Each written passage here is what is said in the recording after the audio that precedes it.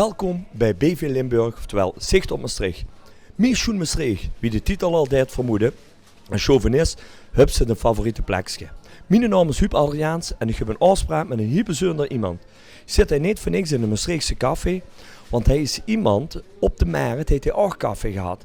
En die de favoriete plekje, gewoon vandaag eens boete kijken, hoe dat is en met wie dat is. Maar eerst even genieten van de Burgondische Maastrichtse sfeer.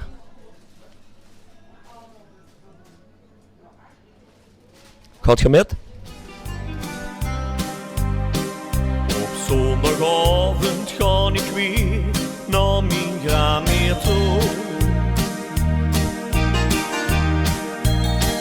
Maastricht, daar gij stond wie gewoelig op die Hilau-show. Die wermsfeer vergeet ik niet bij mijn grameer. Ja, ik zag je al juist binnen in de café onder het genot van een heerlijk gelezen beer. Ik ga hem even op de vleugel steken en een gesprek met de man.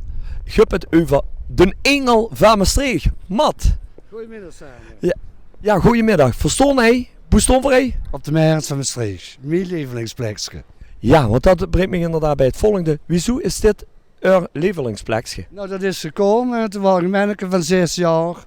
En toen liepen we nog over de Noetbrug. Wat toen gebombardeerd was, de echte brug. En toen kwam ik met mijn Mari naar de kermis toe. En dan stond daar neben de stadshoes de poppenkast. En daarachter stond de Schogel, ik weet het nog allemaal goed. En daarneven stond het Reuzenrad. En hij stond de Holy Holy. En hij stond een bokstand. Daarachter stond de Zwingmel. En toen dacht ik bij mijn eigen, god, wat moeten dat toch gelukkige lui zien. Wat hij op de markt in Maastricht woonde. Nou, toen heb ik het geluk gekregen voor een horecabedrijf te beginnen met Major samen. Ja, voor de kijkers, inderdaad, Maat heeft een café gehad en hij zag de vuil begonnen de Engel, oftewel begonnen de café. En wie had de café? Rembrandt. Maar dat was een bijzondere café, zeker voor deze tijd. Wat maakte de café anders als een gemiddelde café, zeker in deze tijd? Ja, het waren een vrije café en de lui waren, ze mochten meer als ergens anders. Ze mochten op tafelen stonden, piano stonden, vensterbanken stonden. Maar dat ging allemaal niks uit. Op mijn plaats stond dus, laat maar zitten. En nou, dat is geluk. En is voor iedereen welkom. De jong wat de straten zuiver maakt en de lui van Den Haag, nou, die hebben we allemaal bezig achter de fit gestaan. Alle lagen van de bevolking. Alle lagen en iedereen wordt over één kant gescheerd. Maar dat is, op een markt is dat ook zo. Hè? Eigenlijk ook alle lagen van de bevolking maakt deel uit of kumpers bezoeken naar de markt. Is dat de bewuste keuze geweest in een café aan de markt? Nou, dat is wat ik zeg. Toen ik een jaar of 6 was, bracht ik hier op de markt willen wonen. En de markt vind ik de ziel, het kloppend hart van een stad. Dat trast alle soorten lui aan. En ja, als ze dan naar Loers, ja, dat is geweldig voor de zien. En daarbij ook nog, dat heeft nog nooit iemand gedaan, ben ik als engel van de toren afgekomen daarboven, aan een touw. En die ging dan naar de Rembrandt toe. En erachteraan kwam Malou. En ja, dat zijn toch dingen wat ze nooit vergeet. En ze hadden nog eens een verhaal vertellen. Toen hadden we pas koffie. En toen hadden ze zo'n dennenboom er neergezet rond het terras. En dat mocht niet voor de gemeente Maastricht. Die moesten weg. Dan spreken we over wat van de tijd. Wie was dat ongeveer? Jaar 85 zo gaat. En die boom moesten weg, die met onder de jus. Nou, ik die boom weggepakt en er zat zo'n zak met gazongaas in de café. En die heb je s'nachts over de ganse markt goed. Met het gevolg, als er een paar dagen in auto stond, dan was de markt gaan schoon. Ja, want vroeger voor de kijkers, zeker de jonge kijkers, stond hij dus allemaal wagels. Allemaal auto's, ja. En als je te doen, want die auto's waren weg, nou, dan zag ze dat gaas opkomen. En iedereen zag, maar wie kan dat nu? Ja, ik durf mijn mond niet open te houden. Open te doen, want het is nu verjaard, hè. Nu kan ik dat zeggen. Maar als ze dus voor de zomer oplet, bij die kruimkes, daar loopt geen mens, daar groeit allemaal gras. Hè. En Zou dat nog gaat van u zien? dat is nog wel van Heuvel, want dit is allemaal opgebroken geweest, hè. Dus dat is weg. Hè. Je mag hier de steentjes in liggen.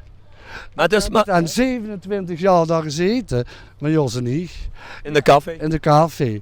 Ja, dat is de gelukkigste tijd geweest.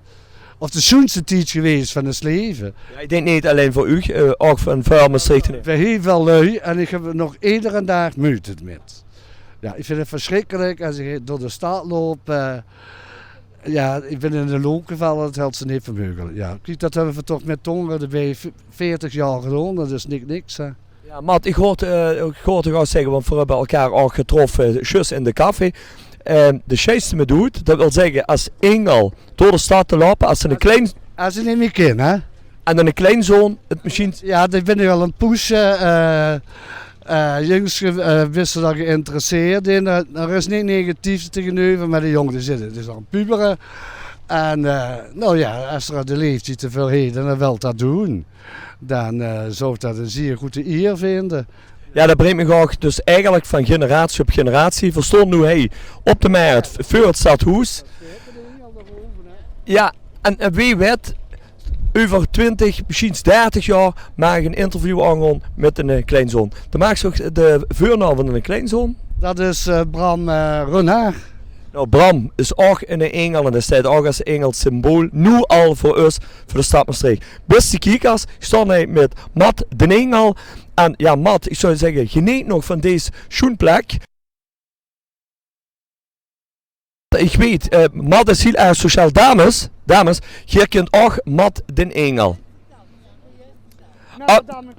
Kom eens even erbij. Jullie zijn van België en hier is van Maastricht. Nou, terwijl het hier even gezellig een praatje maakt met Matt en Engel, maak even kennis. Dus ook onze Belgische gasten, want jullie zijn erg welkom in onze stad en zeker op de markt. En dat brengt me ook bij het volgende.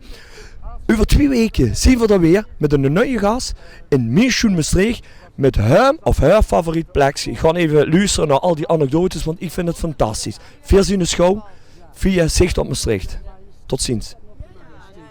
Daar hebben we dus gelogeerd gehad.